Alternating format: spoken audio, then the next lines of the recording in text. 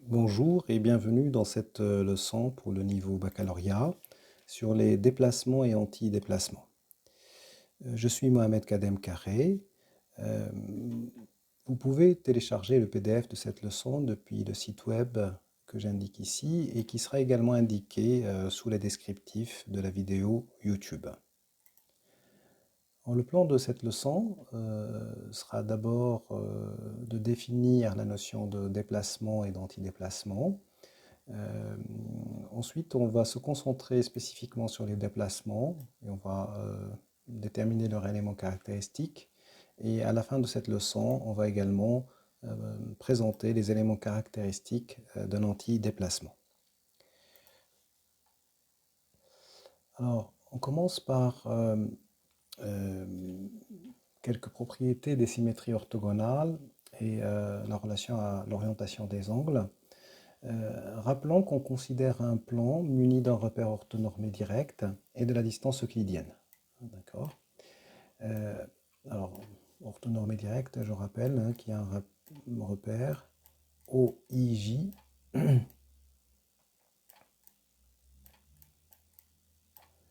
et on considère que l'axe des abscisses par rapport à l'axe des ordonnées, il y a toujours une orientation dans ce sens-là.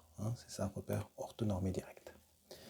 On commence par étudier comment une symétrie et une composition de symétrie agissent sur les angles orientés.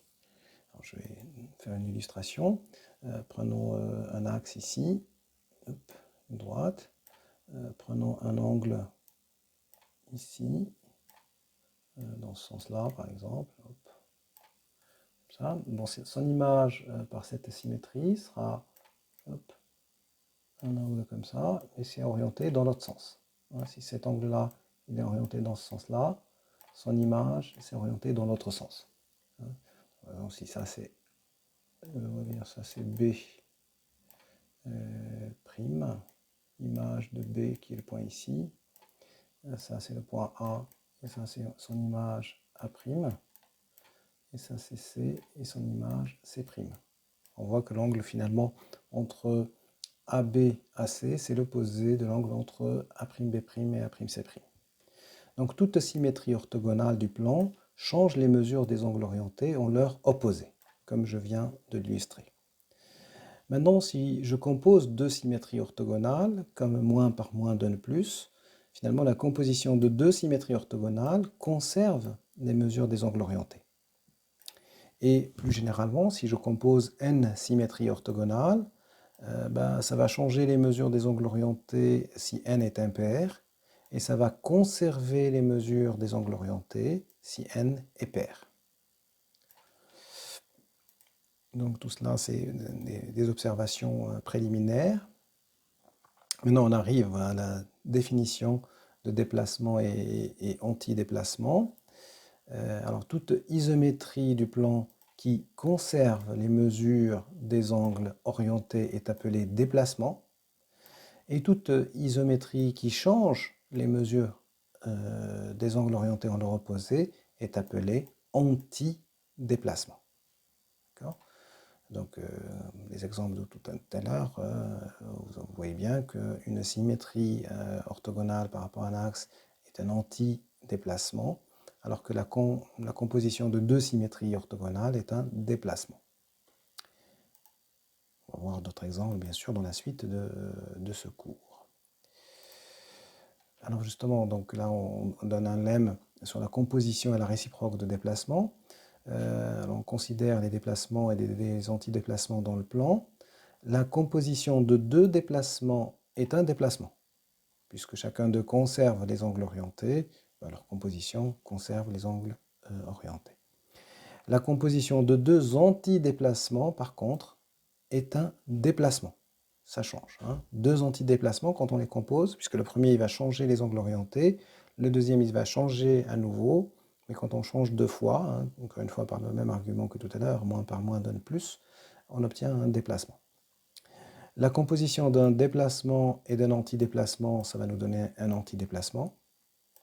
La réciproque d'un déplacement est un déplacement, alors que la réciproque d'un antidéplacement est un antidéplacement.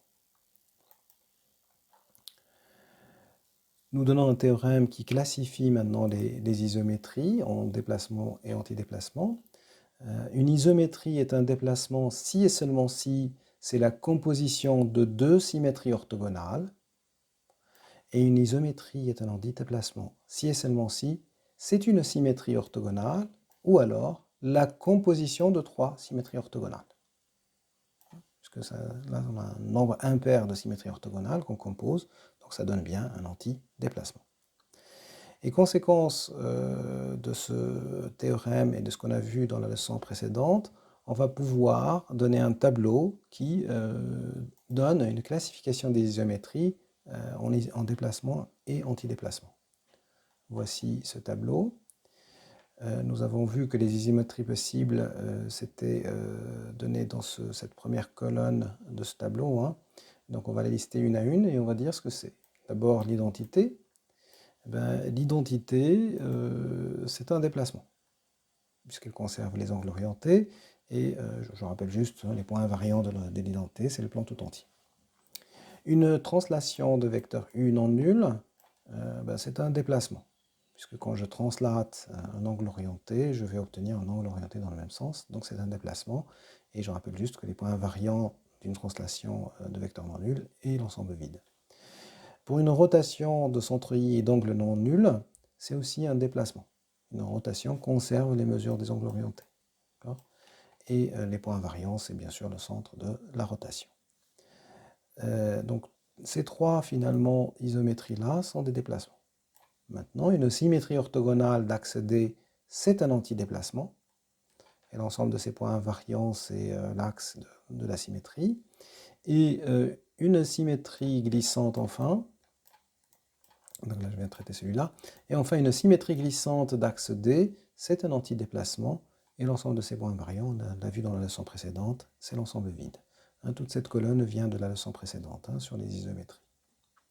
Donc vous voyez bien finalement les 5 types d'isométrie qu'on a vus tout à l'heure. Il y en a 3 qui sont des déplacements, les 3 premiers ici, et les 2 derniers sont des antidéplacements. Donc on a une vue claire de ce que les isométries peuvent être comme catégorie déplacement ou antidéplacement. On va maintenant caractériser les déplacements et les antidéplacements par 2 théorèmes. Et on va montrer notamment qu'un déplacement est caractérisé par la données de 2 points distincts et de leur image, et qu'il en est de même pour un antidéplacement.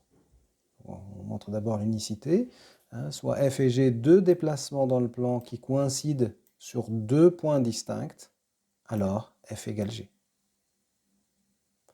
De même, soit f' et g', 2 antidéplacements dans le plan qui coïncident, pareil, sur 2 points distincts, alors f' égale g'. Donc ça vous montre l'unicité que finalement la donnée de 2 points distincts et leur image caractérise un déplacement d'un côté et caractérise également un antidéplacement. Maintenant, l'existence, prenons A, B, C, D, 4 points du plan, tel que la distance AB est égale à la distance CD et tout ça est différent de 0. Alors, il existe un déplacement f tel que f de A égale à C et tel que f de B égale à D. Je peux faire un dessin pour illustrer cela. Donc, je prends 2 points A et B qui sont distincts puisque la distance AB est différente de 0. Je prends 2 autres points C et D distincts également, mais tels que la distance CD est égale à la distance AB. Dans ce cas-là, il existe un déplacement qui transforme A en C et B en D. Un déplacement F. Il existe également un unique antidéplacement G, pareil, tel que G de A égale C et tel que G de B égale D. Ça, ce deuxième théorème, c'est l'existence. Quand je me donne 2 points et leur image, je peux assurer qu'il existe un déplacement tel que les points sont associés respectivement. Et de même, il existe un antidéplacement tel que A a pour image C et B a pour image D. Et le théorème précédent assure bien sûr l'unicité d'une telle isométrie. On va se concentrer maintenant sur les déplacements et donner leurs éléments caractéristiques. On donne un premier lemme, soit f un déplacement, et on se donne 4 points du plan tels que A différent de B et C différent de D. Et on se donne également leur image, qu'on note respectivement par A', B', C' et D', hein, les images respectives de A, B, C, D. Alors, l'angle entre AB et A'B' est congru à l'angle CD et C'D' modulo 2π. Donc je vais faire un petit dessin. Finalement, si ça, c'est le vecteur AB, et si leur image, c'est A'B',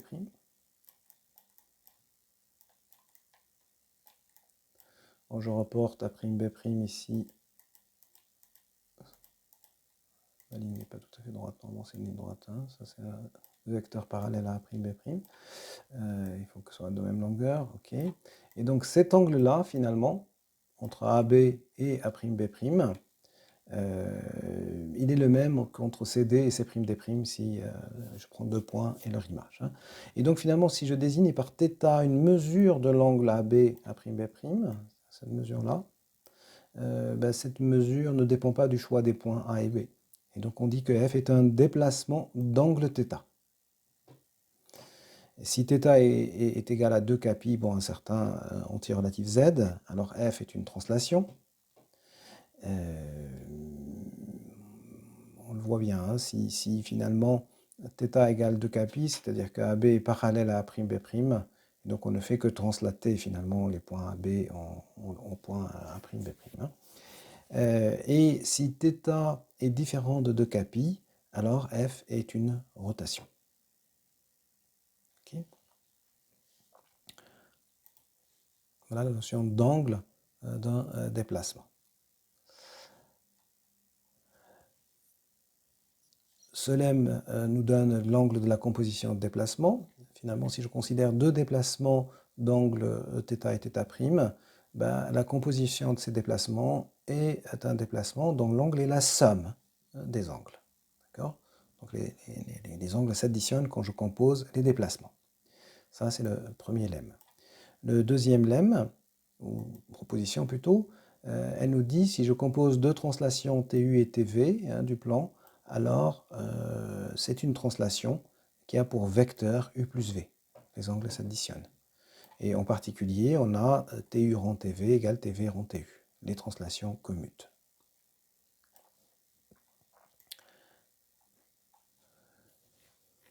La composition de rotation maintenant, soit R et R', deux rotations du plan, d'angles respectifs θ et θ', et de centre respectif O et O'.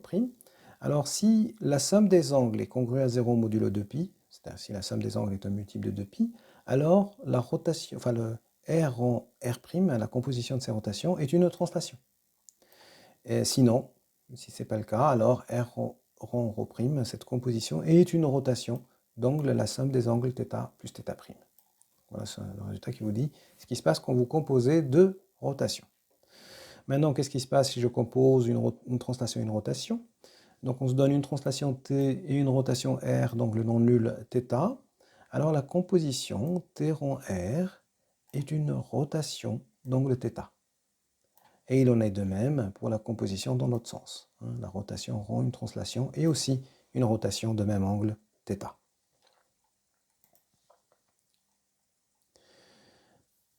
On donne maintenant la représentation complexe d'un déplacement, soit f, une application du plan vers lui-même, qui est associée à tout point m d'affixe z, un point m' d'affixe z'.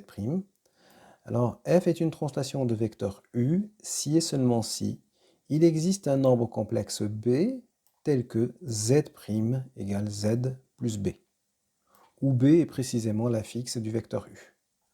Donc ce que j'ai encadré là, c'est la représentation complexe d'une translation. Deuxième résultat, f est une rotation d'angle non nul et de centre i si et seulement si il existe deux nombres complexes a et b tels que z' égale az plus b, où a s'écrit sous la forme exponentielle iθ, a différent de 1, et l'affixe du centre de la rotation est donné par B sur 1 moins A. Donc ici, vous avez la représentation complexe d'une rotation générale, donc le non nul.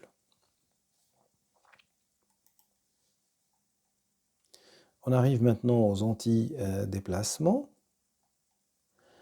D'abord, on donne un résultat sur la décomposition d'un antidéplacement.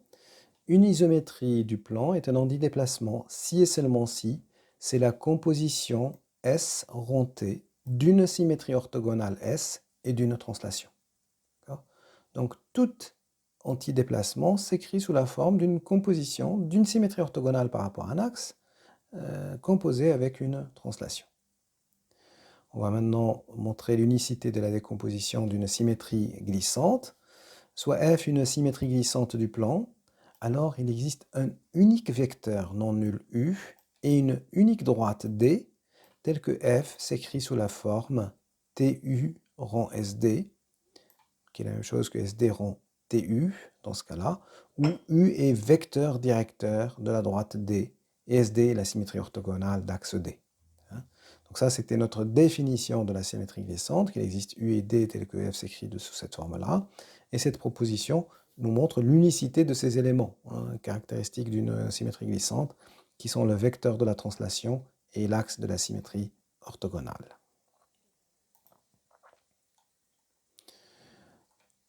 Cela conduit à la notion de forme réduite d'une symétrie glissante. La décomposition qu'on vient de montrer d'une symétrie glissante dans l'équation 1, je vous montre à nouveau cette équation-là. Cette décomposition-là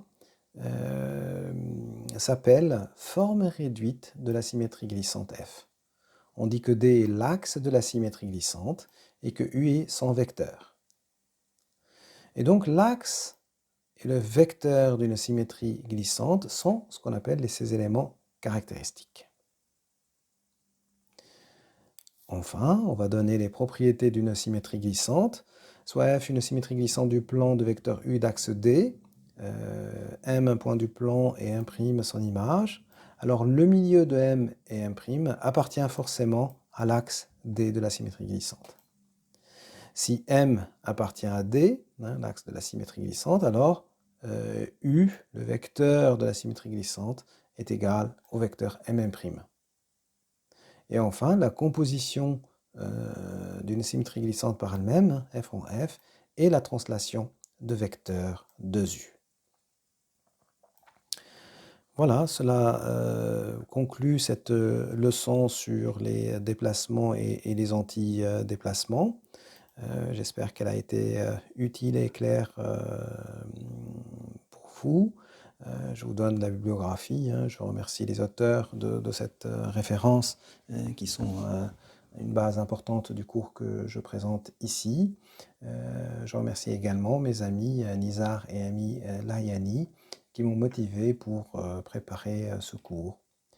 Voilà, je vous souhaite bonne continuation pour votre préparation au bac et je vous dis à la prochaine leçon. Au revoir.